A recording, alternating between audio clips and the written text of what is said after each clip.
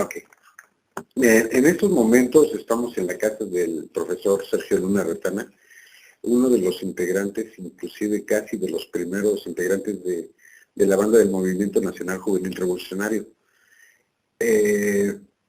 Aquí nosotros quisiéramos que hablara el maestro y que nos empezara a redactar la historia. Vamos a tratar de hacerle algunas preguntas y si se nos escapa, ojalá él nos pueda complementar algo de esta banda. Bueno, Sergio, hace muchos años la banda del Movimiento Nacional Juvenil Revolucionario salió, pero ¿cómo fue de que salió esa banda? O sea, ¿de quién fue la idea?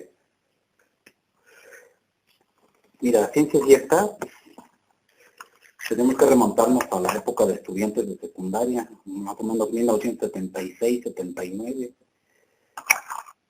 Cuando ingresamos a la secundaria como estudiantes, iban a apoyarnos en las escoletas, precisamente integrantes de la banda del Movimiento Juvenil Revolucionario, como Pedro, el Pitizo, el Cuate, y ellos eran los que armaron, de hecho, la banda en la secundaria número 1. A raíz de esos 3 años en secundaria, cuando egresamos de la secundaria, me voy un poco rápido porque cuando egresamos, sale Óscar Barceina y tu servidor como sargento de la banda de guerra de la secundaria 1. Estaba también Nava Garavito, si te acuerdas, el muchacho delgado alto. No, ese tampoco me acuerdo. Jaime López Bárcena, de aquí de Manuel Acuña y Zaragoza, que ya murió. El compañero Villalobos, mucha gente. Y salimos Óscar y tu servidor como sargentos, y ya saliendo de la secundaria todos nos involucramos, ¿no? Ingresamos a estudiar en la prepa del Cebetis, y en el Cebetis nos encontramos a Francisco, de Antonio Alzate, su oficina en Antonio Alzate, ahí colinando con la secundaria 2, a Alfredo, a Roberto Barceina, hermano de Óscar, quienes habían sido egresados de la secundaria 2 también con grado de sargentos de banda de guerra. Entonces, Pedro nos llama a la banda del PRI y éramos así que puros sargentos. Llega un muchacho de la Barca, Jalisco, que es Dagoberto, y se incorpora porque en ese entonces su tío, creo que se llamaba Manuel, era diputado en el PRI, diputado local. Entonces, con el apoyo y la cercanía de su familiar, pues recibimos apoyo y subsidio para instrumentos y todos los recursos que tienen que ver con el instrumental de una banda de guerra. Y así es como empezamos nosotros a escoletear. Incluso yo sentí que en un momento dado, como al paso del tiempo tiene que seguir, los iniciadores en el Movimiento Juvenil Revolucionario como que se van pues quedando, y entonces entra tú, Marcelino, entra Rico, entra el Samsonite de New York, Sí.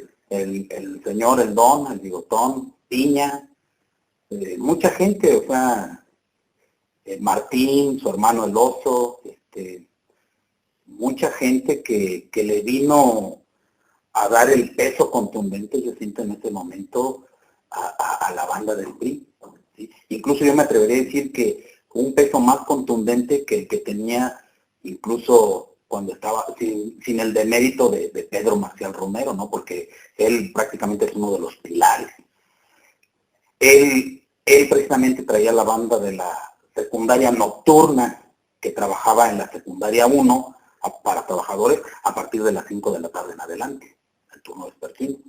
Entonces había gente que la banda de guerra tenía una calidad porque eran puros sargentos de bandas de guerra de en ese entonces las poquitas secundarias que había, ¿no?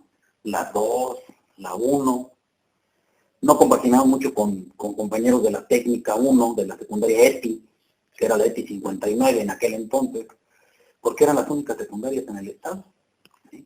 Y entonces vemos cómo se va involucrando gente con mucha voluntad de querer hacer las cosas bien, como Martín, como su hermano Raúl, creo, tú, y mucha gente, no menor que nosotros, unos 2 años o 3 a lo mejor, cuando mucho, con Martín Pozas, más gente que a lo mejor ahorita se me pudiera escapar, ya estos muchos años de memoria, pero me parece que allí estuvo así como que la concreción de los orígenes de la banda del PRI, que ya pues, posteriormente, bueno, me parece que es en 1980, 81, 82, cuando se dan a la tarea de hacer un logo en una manta, en un lienzo, que me parece que pinta Martín, porque tiene muchas habilidades para pintar, ¿verdad? Entonces, y que sin quitarle el mérito, pues, en un desfile, que ahorita me falla mi memoria, pero a ver si tú me recuerdas, no sé si fue 1 de mayo, 20 de noviembre, pero salen agarrando el banderín dos hermanas gemelas,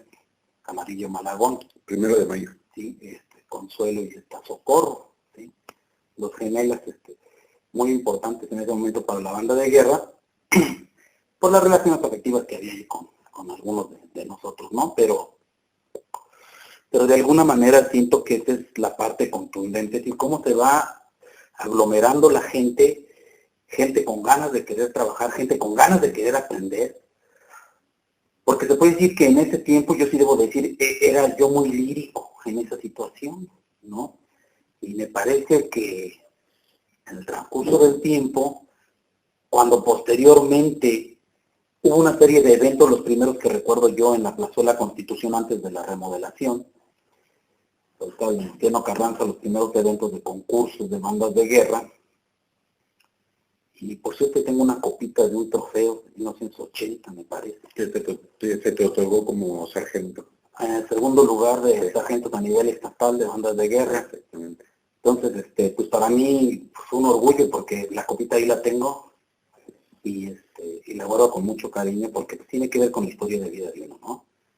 Y me parece que ha sido algo muy, muy motivador, ha sido algo muy importante, muy interesante, que define en gran parte los sueños que tenía uno de joven, las expectativas de que uno tenía, las ganas de querer aprender, porque ahí nadie sabía más que nadie, todos compartíamos, y había un clima de mucho respeto, yo recuerdo de mucho, mucho, mucho respeto. Se nos hacía, yo pienso, difícil formarnos como bandero, porque al fin de cuentas todos sargentos, todos querían adelante, pero también nos alineábamos. Eso es muy importante resaltar, que de repente nos tocaba ir en la fila como banderos, y bueno, y la gente que en ese momento tenía que salir adelante, pues salía adelante dirigiendo, y los demás nos alineábamos disciplinadamente a hacer caso de las indicaciones que teníamos que seguir. Sí, bueno, recuerdo precisamente ahorita que estás comentando esto. Había el grupito, perdón por la palabra, no sé si te molesto, pero la recuerdas.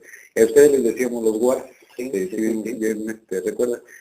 Pero nosotros lo decíamos porque siempre eran los que más sabían tocar, eran los que nos daban el empuje a nosotros, porque nosotros sí recién saliditos de secundaria nos faltaba mucho el toque, y ustedes eran el fuerte de ahí.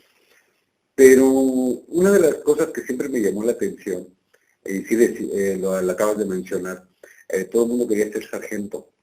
Y en el caso de ustedes, yo veía que más que la disciplina era el gusto de tocar. Sí, sí, definitivamente. Fíjate que eso es bien importante que comentes, ¿no? Era al momento de estar ejecutando una marcha, sentirla en carne propia, vivirla, no solamente en el plano individual, sino en el plano colectivo, porque en la colectividad de todos los integrantes de la banda es como obteníamos el resultado. Y recuerdo en aquel entonces el Querétaro de los 79, 80, donde no había mucho tráfico, y eso facilitaba que anduviéramos marchando, tocando por las principales calles del centro, sin necesidad de obstruir el tráfico, porque no había tanto tráfico como ahorita se me hace imposible andar marchando como marchábamos en aquellos tiempos, por Ezequiel-Montes, por Juárez, por Corregidora, por Hidalgo, por Morelos, y yéndonos incluso desde el Cerro de las Campanas hasta el centro y regresar. Entonces había desfile, había escoleta, y era todo un día de fiesta, una tarde, porque no solamente te congregabas en tal lugar, sino que te ibas haciendo la marcha desde el lugar donde salías hasta donde te ibas a presentar, y te retirabas tocando. Era algo muy bonito. Sí. Oiga, mira, acabo de llegar precisamente de sorpresa, no me esperaba, pero hay una pregunta.